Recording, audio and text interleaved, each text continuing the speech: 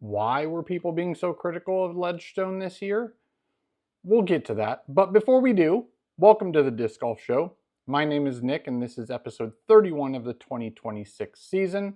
As always, this show is brought to you in part by our local pro shop, Final Nine Sports. If you're in Northern California, they have two locations, one in Orangeville and one in Rockland. Always support your local brick and mortar if you can. However, if you're unable to do so, we do have a remedy for that, and that is Disc Golf Deals USA. You may have heard of them. If you go to discgolfdealsusa.com/discgolfshow, you can save 10% off of your entire order. Some exclusions do apply, but the majority of the stuff on there, save that 10%. It adds up quick. As always, we like to start off with good news. Though we don't have any babies or weddings or anything like that personal coming up, we do have some cool stuff.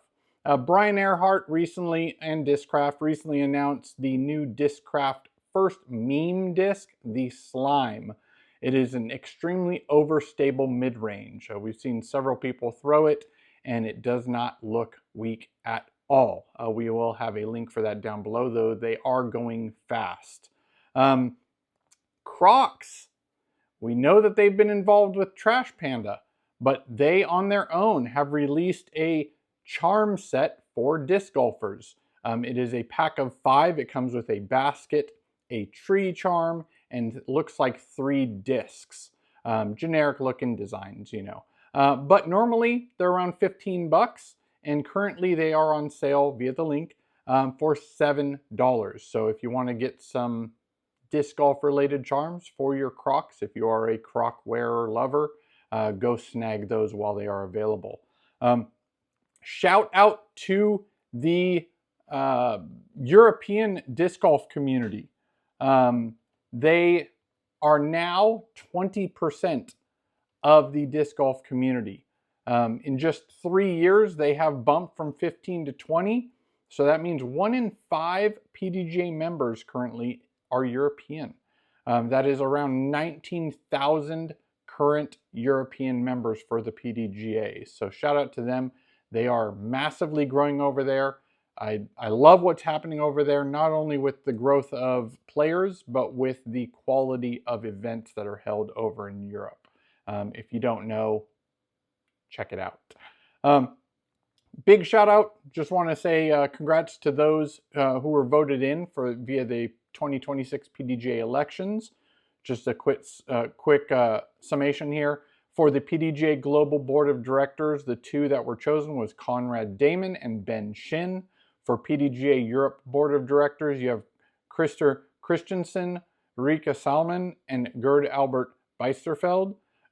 Also, to all those who became the representatives for their states and provinces, thank you for everything you do. Look forward to what you can bring to your state and the events that are held there, hopefully up and up.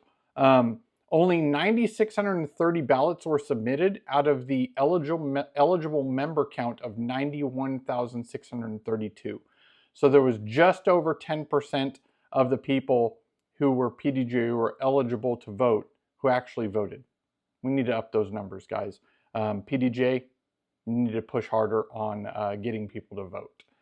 I was trying to do my part. I included in every episode that, you know, that was available once we knew those the voting was coming up. So sad to hear. On another note, Eagle McMahon had to drop out of the Creators Challenge, which is coming up this Thursday, August 6th.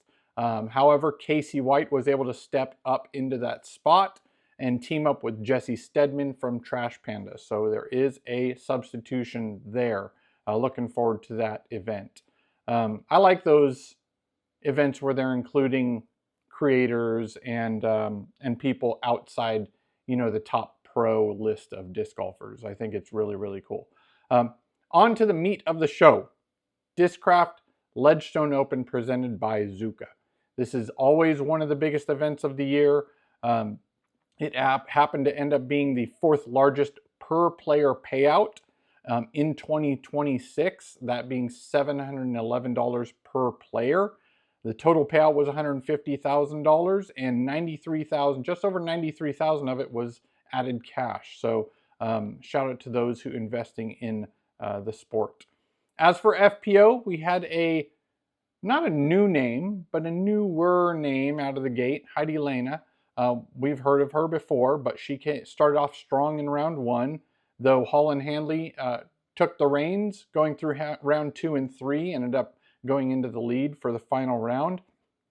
However, Evelina Salonen, who is on a tear this year, doing really well, shot a -7 or 7 down in the final round to win by 8 strokes over Ella Hansen. So though we had those early names in the start, they kind of fell off. They weren't able to maintain that level of play, and nobody else was able to put together a round like Evelina did. So shout out to her. Not only win, but she became the first European FPO Ledgestone champion. This makes actually 6 straight Finnish women champions for majors or DGPT events, that being the Ledgestone now, USWDGC, the Ale Open, the Swedish Open, the European Open, and the Northwest Disc Golf Championship. So the last 6 big DGPT events / majors have all gone to the Finnish women. US women, you got some work to do. And we saw a lot of them up there, but weren't able to finish. So shout out to those players from Finland. As for MPO, we had one of the coolest cards in a while leading off as a featured card for round 1, that being Lizotte, always a big fan. Macbeth, longtime fan. AB, and Burr. So very, very cool first round for featured card there. Gannon led by 1 coming out of the first round, with Calvin in 2nd, Babcock in 3rd, and a new name for the first time on a lead card, Dallas Garber. So good to see those, again, newer names popping up, the younger players popping up. In round 2, Sullivan Tipton, actually at Northwood Black, ended up shooting a really good round, pushing into 2nd, and still with Burr being in the lead, but only by 1 stroke still, so there's still some hope there. Burr pushes his lead to 3 strokes heading into the final round, which is never a good sign, because we know he finishes very well in these 4-round events, and he's known for doing very well at these larger events, DGPT Plus events. But we had a very exciting final round with a lot of lead changes. We had the main 3 players that were in it were really Burr, Sullivan Tipton, and Luke Taylor. And Burr lost well, not only did he lose his lead, but he dropped like 6 strokes in the first front 9. So he was not doing well this final round at Lake Eureka. But Tipton did very well. So Sullivan Tipton, who is a super positive player, if you've seen any videos, seems like a very pleasant person to hang out with, did very well up until the end, the last couple holes. And Luke Taylor had some up and downs throughout his round. Didn't look like he was going to be able to do anything of note around the beginning of the back 9. Had some bumps going through there, but he pulled it together for the remaining 6 holes of the back 9. 13 through 18, he birdied every hole. And with that, with a little help from Tipton, who actually he kind of had it in the bag had he not bogeyed on hole 17, which is that little chip, well, for them, a chip shot across the water to a very slim green. He ended up going long, going OB. His putt sailed over the basket, went into the water, and kind of lost it from there. And then moving into hole 18, there was still a chance. Burr, I think, was 1 stroke back, and Tipton might have been 1 or 2 strokes back at that point. And Taylor with that birdie, he was able to pull off his first Disc Golf Pro Tour victory. So shout out to Luke Taylor on being a new champion on the tour. And, it's only time. Tipton showed not just glimpses, he showed massive, great abilities on both courses, Northwood Black and Lake Eureka. And we just, it's only time before Sully gets a win. So shout out to those guys for making a very exciting final round. In addition to that, Isaac Robinson had a fantastic final round, shooting a 13 down and getting an 1105 rated round. So one of the best rounds of his career. And yeah, very, very cool event to watch. I was lucky enough to watch, if not the whole round, at least the majority of those rounds. Foot faults were another topic, mainly because of Gavin Babcock's style of step putting. We do know that the changes are coming from the PDGA, whether it looks like they're probably going to be pushing back step jump putts to outside 20 meters. And I don't know, do you think, somebody did mention this on social media, do you think this is kind of skirting the main issue of calls not being made because people don't want to make calls on their friends or their competitors because of how questionable the call may be or how close that foot fault could be called or not called? Or do you think this is a good change? Do you think the PDGA making this adjustment is a positive move? I think at the tour level, these guys don't even need to step or jump putt, to be honest with you. The majority of these players can almost putt up to 100 feet. So I think the 20-meter mark is still being nice. But I think that it's a good move from my perspective. I mean, if you're going to go quote-unquote pro, you can go pro. Locally, you can go pro. But if you're looking at going to the tour level of being pro, there are levels to the game, just like anything. There are changes in rules from college level football to NFL. There are changes, I'm sure, in PGA rules from lower tier events to the tours. And I don't know. I think that at their level, I don't think it's going to be a major issue. I think it will alleviate some of the situations where the pros feel like they could have made the call, but now they don't even have to worry about it because that's being pushed back. I mean, you could still make those calls outside 20 meters. Will it still be an issue? We'll see in the future if this is a topic of discussion after that change goes into effect. But yeah, I mean, either way, you're going to have to follow the rules. So, but one of the other items that popped up, and I've mentioned this multiple times at different events, OTB Open being one of them, cars don't belong in coverage. Whether it's in the background on the road behind a hole, whether it's on a hole where the players are throwing over the vehicles, not a good look. Not a good look. There was a lot of people complaining about how the players were having to throw over, I think it's hole 6, I want to say, something like that. It's a long straight shot that goes to a dog leg right.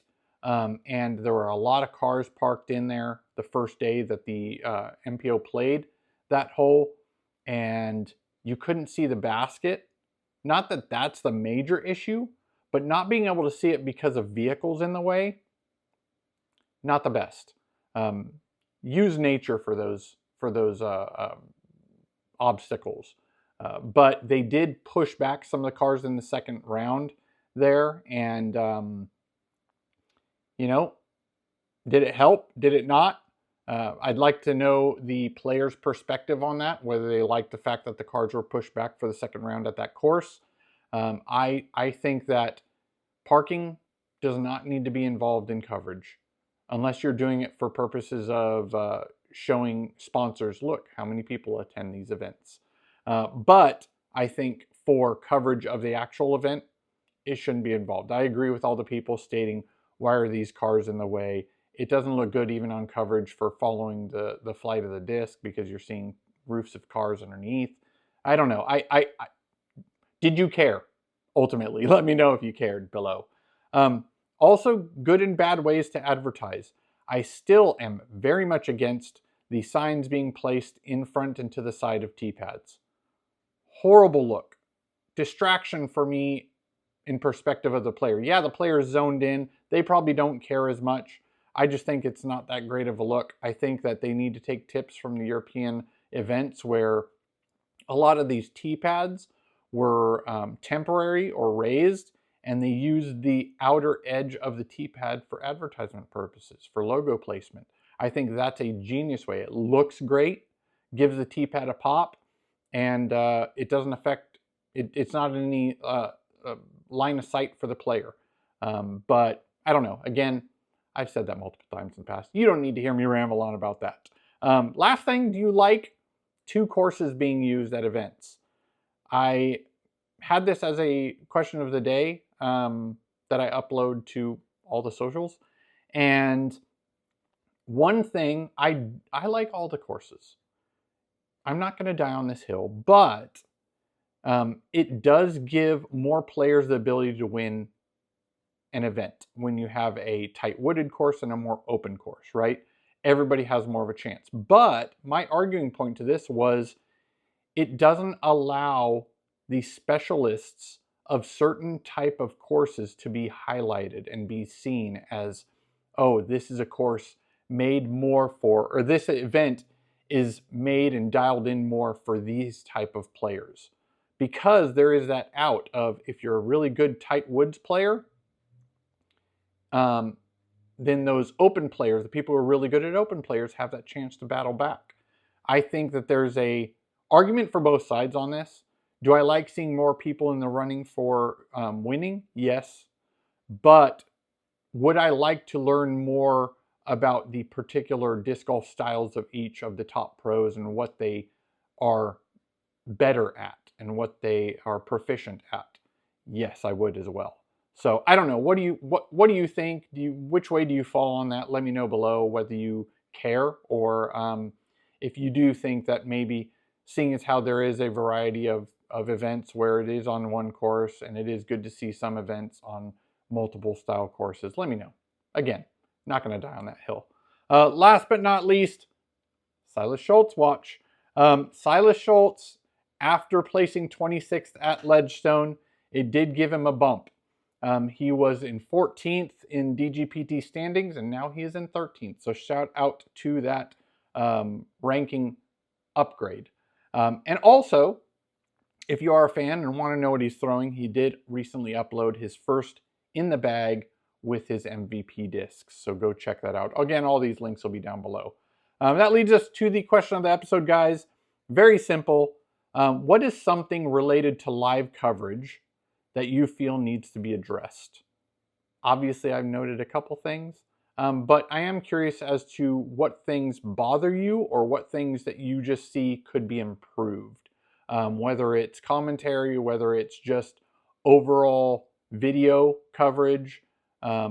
Signal is always an issue, obviously, at some of these events, or courses anyways, locales. But yeah, let me know below. What's something related to live coverage that you feel could be or needs to be addressed?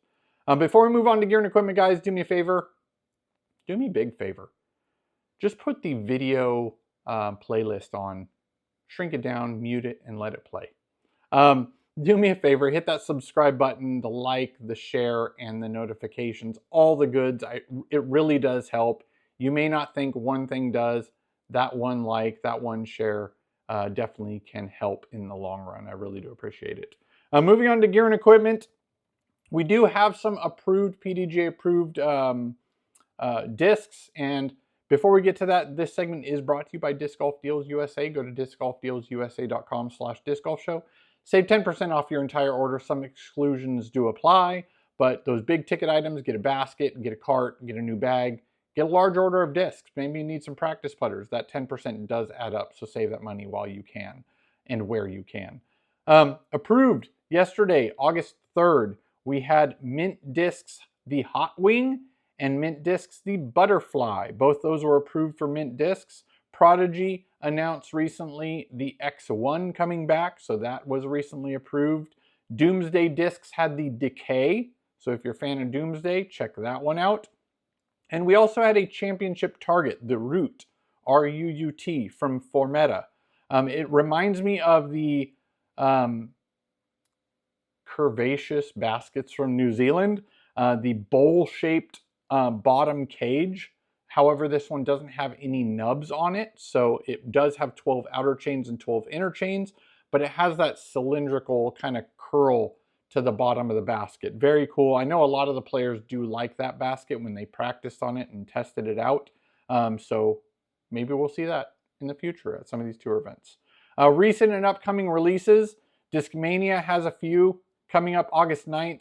The Gannon Burr Signature Series Q-Line Premier Cloudbreaker, as well as the Flipmageddon, the Horizon C-Line Founder, which is a J. Milley edition disc.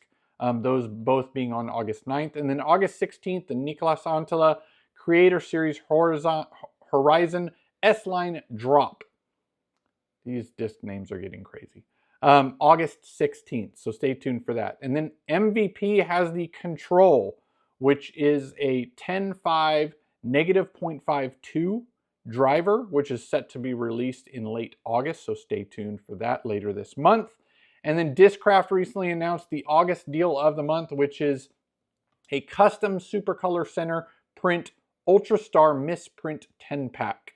Normally this pack goes for around 90 bucks, but right now, again, go to their website, now only 35 bucks, $34.99, so go check those out. And also, while you're on Disc Golf Deals USA, go to the Drops tab at the top and check out their release calendar. If you're curious about what's coming up down the pipeline, they have some segments on there, some areas coming this week, coming this month, and on the horizon.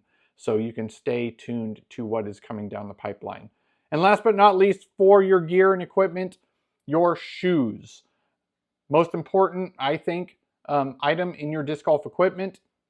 You're wearing them on every throw. You use them on every throw. So go check these guys out. Idio Sports. They have the Syncrasy and the Brawler low top and high top version. And Vessi. Vessi has a plethora of normal day style shoes as well as shoes you can use out on the course. The main difference is the rake of the sole. Idio Sports is closer to a zero style sole, much flatter, but waterproof, lightweight shoes. Ultimately, the deciding factor is your personal taste. So let me know which one you like most.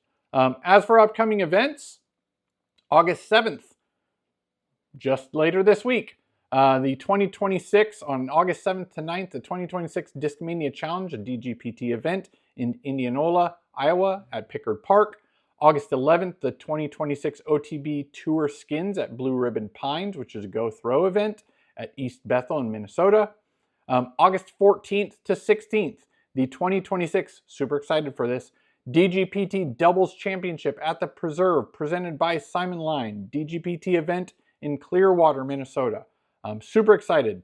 Kind of like the first try at this type of event, and can't be more excited for seeing how this pans out. And then also the major, August 26th to 30th, the 2026 PDGA Pro World Championships presented by First Form in Milford, Michigan. Can't wait to see that, all the hype that's being built up on that. And then also, again, before it gets here, we'll be adding it into the future show notes as well. The Global on September 19th, Paul Macbeth Foundation event where everybody competes against everybody worldwide. They're doing all the back end work of ratings and placements and all that, depending on your course and your round. So very curious. If you don't have one in your area, run one. If it's not close enough, run one. They have a lot of help, assistance there on how to run. I think it's like $8 per player. Go to the TD, and there's a lot of good information. Go check that out, whether you want to participate or possibly run an event. Moving on to the mailbag, guys. This is where we give you some products and videos to consume, whether you have or not. Check them out. This segment is brought to you by Buckets DG. Go to bucketsdg.com, use code DiscGolfShow, save 10% off your order of some shirts. Long sleeve, short sleeve, cool designs, very lightweight, very comfortable, very breathable. Love the feel of it. Yeah, go check it out if you're looking for some more gear to wear out on the course. As for the product, big shout out to, and I've been seeing a lot of teasing on this leading up to it, Project Black. If you go look at their IG, it's PRJT, I think, BLK. They have the cloak, and that is this. So if you want to check it out, it is a beaded putter and approach. The flight numbers are 2302. So they sent me a couple in ash, which is one of their plastic types, and then the other in umbra, which is another one of their 4 plastic types that they will ultimately have, those being ash, Nox, umbra, and Vanta. These guys are doing kind of like a small batch of product line, and each of these plastic types also is available in a soft, medium, or hard. And honestly, my biggest takeaway from these, this ash plastic, very flat, almost feels like when I first pulled it out of the box, almost feels like, it's not soap, but it almost feels like soap.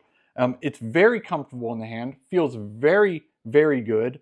I'm not the biggest beaded putter anymore. I used to putt with a Judge, which had beads, but it doesn't feel bad just because of how smooth the plastic is of the ash.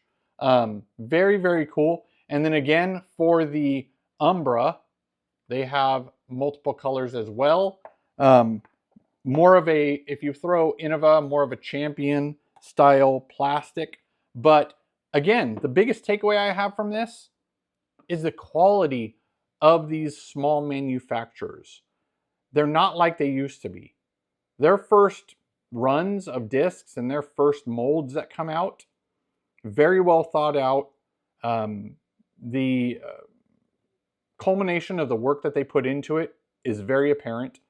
It's not just a janky little plastic disc that they release and then they hone in. Yeah, they'll ultimately hone in more and more as they go. But their first product, when these small manufacturers come out, and big shout out to, again, Project Black, I appreciate the quality of the product that comes out for their first batch. I definitely want to get out and throw these to see how they fly. More of, probably, I feel like this is more of a driving putter for me. Again, 2302 are the flight numbers on it. But go to their website is projblk.com. And then you can follow them on all their socials and everything. But go check them out. Again, the Cloak by Project Black. Very, very cool. Excited to get out and test these. Shout out to them. As for the videos, guys, we do have a couple here for you. Out of Production Podcast. This is the one with Terry Miller and Nate Doss, where they interview a lot of historical figures. The episode 5 is on Crazy John Brooks. If you haven't heard of him, definitely take a listen to this. You'll hear a lot of information, a lot of old stories. And probably, I'm guessing there'll probably be a part 2 with him. And then in addition to that video, Ezra Robinson, check out his YouTube channel. He recently did like a brother battle at Northwoods, where the loser eats the world's saltiest licorice. So always cool to see the brothers battle out, whether it's on the course at events or just for fun videos and content. So go check those out. Well, that brings us to the end of the show, guys. Again, where we can give you some ways to save some funds. First being, if you're in the market for a bag, go to Upper Park Disc Golf. You can use code DiscGolfShow and save some funds there. Go to bucketsdg.com. Use code DiscGolfShow there. Save 10% if you want to pick up some shirts, long sleeve or short sleeve, with some cool designs, lightweight, breathable apparel. And then go to discgolfdealsusa.com/discgolfshow. Save 10% off your entire order. Some exclusions do apply, mainly brand new mold releases, but big purchases, that 10% can add up. So save it while you can. And last but not least, shout out to our local pro shop, Final 9 Sports. Always support local. If you're in Northern California, Sacramento area, they have 2 locations, one in Orangeville and one in Rockland. If you do have any items you'd like me to include on an upcoming episode, shoot me an email, discgolfshow@gmail.com. More than happy to share any information you may have, whether it's an event, a fundraiser, or product, let me know. And do me a favor, subscribe, notifications, like, and share, all the goods. It really does help. Again, if you can, throw that video podcast playlist up in the background and let it play. Yeah, guys, I really appreciate it. Thank you for watching. I hope you have a blessed week, and I will see you next week.